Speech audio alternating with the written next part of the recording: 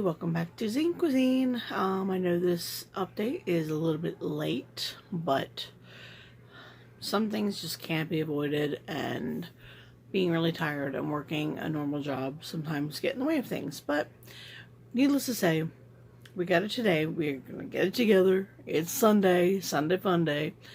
We got the Ceschi interview, where he ended up interviewing me back, which is kind of weird and fun. What else we got? We did pick our winner. It was random. I closed my eyes and I just kind of scrolled up and down with my click wheel and just selected a name. So congratulations to Violet, one of our followers. Violet was one of the first 100, and Violet's going to get a great prize package. But if you didn't win this time, never fear. Go over to our Instagram, because I think I'm going to be announcing a giveaway with our Instagram. We get to a certain amount of followers. And the next YouTube giveaway I want to do is when we hit 500. I'd like to do another one when we hit 1,000. 100 was a big hurdle. We were able to change our name to youtube.com/c/Zine Cuisine channel. So that was super important. And that first 100, it's kind of like a big, ooh, cool, wow, we got to 100. We actually got a little bit beyond 100, which was really nice. We're going to be at Riverviews Art, which is in downtown Lynchburg, Virginia. And we're going to be visiting the Sparks Lab, and the groovy dude who runs that, Stephen Kissel, is going to show us how to use a risograph. Is it risograph? Is it razorgraph? Is it risograph? We don't know. He's going to tell us. And we're going to have a nice little tour, and we're going to make a zine. Making a really cool zine about making zines on a riso. 2-color. And he's also going to tell us about an upcoming festival in a few weeks. The Hill City Zine Fair. So really excited about that. I think that's about the news. I'm going to be doing a few reviews this week. I might actually kind of push quite a few reviews this week. I have several really cool packages I want to go through. And I can generally do a review pretty fast. Doing a episode like last Monday where it literally had to go over 3, that was a lot of information we got in one day. If you want to see more tours and maybe do a couple unboxings, we can do that. So here we go. Here's our Ceschi interview, and he was telling us how important zine culture is, especially in independent music. Which, you know, if you haven't checked out Chess's music, he has his own label, Fake 4.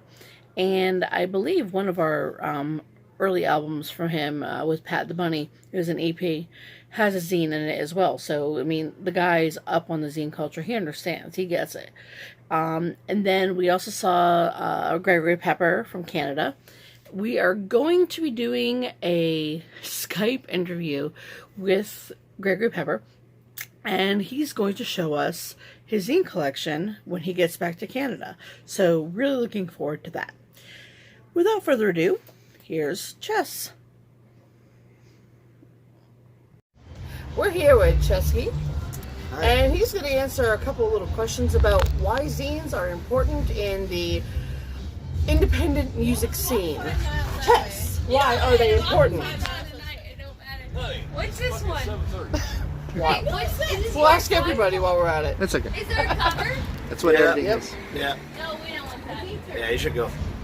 That's early. Why are zines important in the independent music Okay, scene? so we're at a point in time in modernity where everything has become micro-genred, kind of in a way. So I believe zines are speaking specifically to tiny genres. So if you like fucking banh mi's, maybe you'll have a zine specifically written for somebody that likes banh mi's.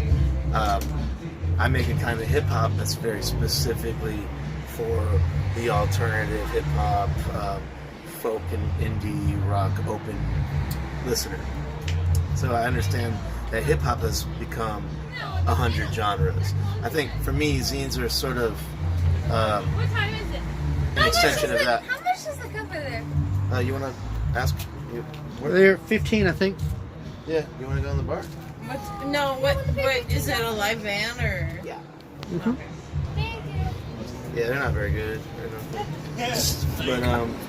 yeah, so zines are important because they are specifically speaking for and to a niche market of connoisseurs. You know what I'm saying?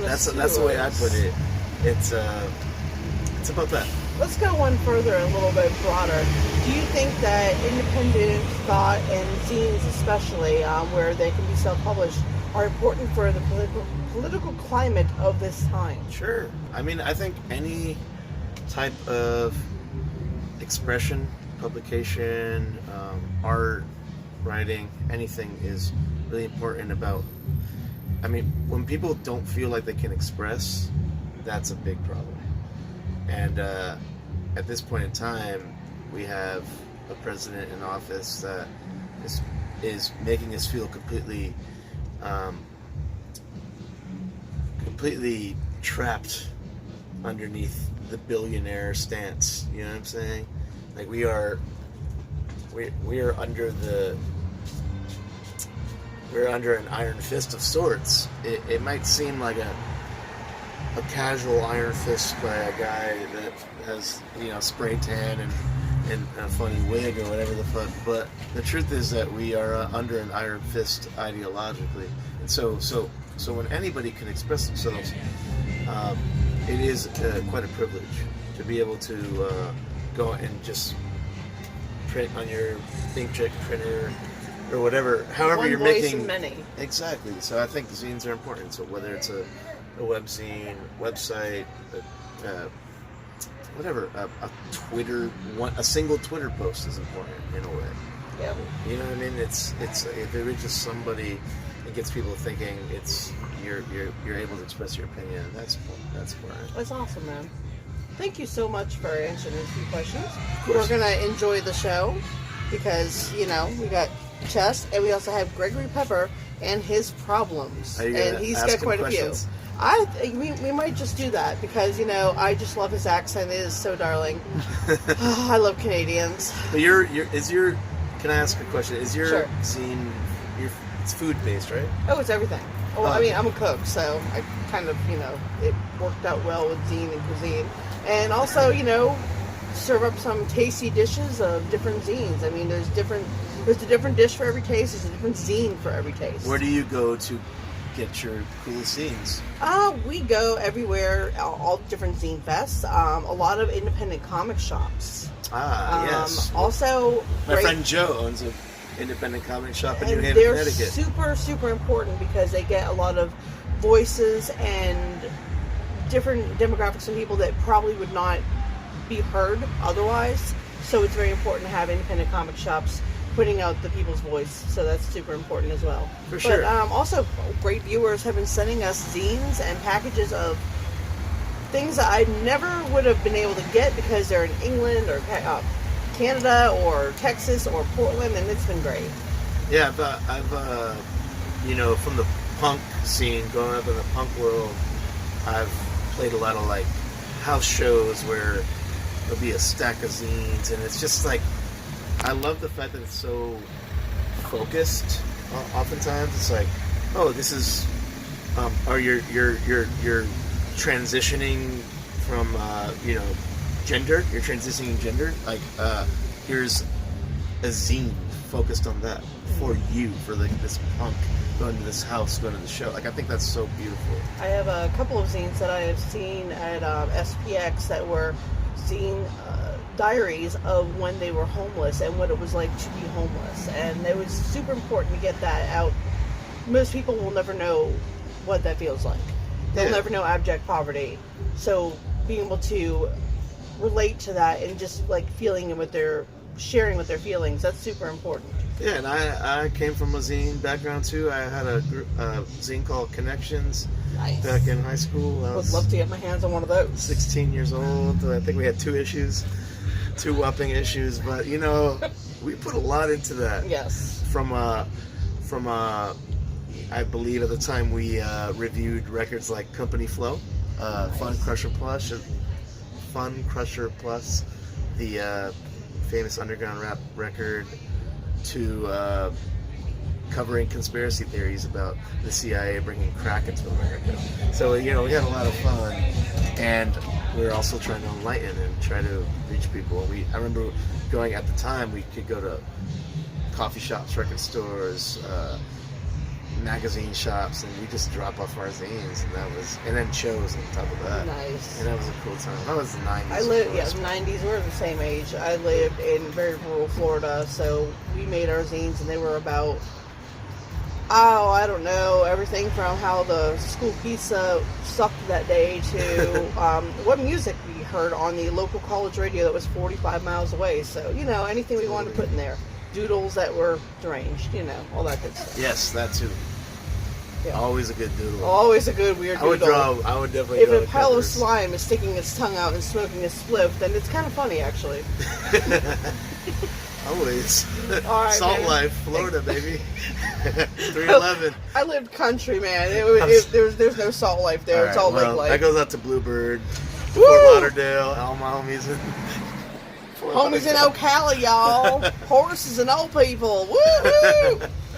All right, well. All right, man. Thank you. Oh, we're gonna hug on this one. Always a pleasure. Always a pleasure. We're gonna see if we can get Gregory Pet for eating this joint. Welcome back. Well, I hope you like that. That was the entirety of our Monday trip to North Carolina and Chapel Hill area. Starting with the wonderful Hollow's Bargains for You, going into what I thought was a really, really, really cool Andrew Neal presentation at the library, at Chapel Hill Library. And that one was definitely a longer episode because Andrew had so much information. He was really introducing. So if you haven't already read Meeting Comics, he gives a great overview on the characters and kind of like the whole how it came to be, which is really awesome. And where he came from too, as far as a comic and sequential art background. So that was really cool. And then this one as well. So go ahead, tell us what you think about below. Give us suggestions for new episodes. That'd be really awesome. Give us a little like, a little thumbs up. Go ahead, subscribe, and hit that little bell so you can get all of the fun, tasty adventures and reviews and soon interviews that Zine Cuisine has to offer, and maybe some tasty side dishes as well. So thank you for subscribing. You guys are awesome. We really love you. It's almost like a zine family. And I promise in the future we're going to be getting our light and camera situation figured out. We are still saving up for a GoPro. Doing all the editing and stuff on the phone is making my phone not very happy. So, and also I want to get a better way to have the phone because, holding it for a while. Anyway, thanks for watching. Bon appetit.